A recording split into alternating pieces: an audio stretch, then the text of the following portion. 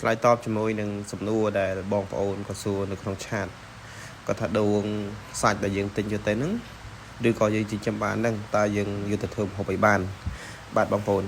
ដួងនេះបងប្អូនអាចយកទៅឆាយកទៅអប់យកទៅចំហុយយកទៅអាំងយកទៅញ៉ាំឆៅក៏បានផងដែរ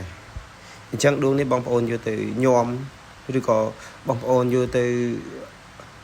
អាចឆ្នៃយកទៅអីផ្សេងបានជាច្រើនទៀតផងដែរបងប្អូនដោយសារនៅក្នុងវីដេអូនេះគឺខ្ញុំមាន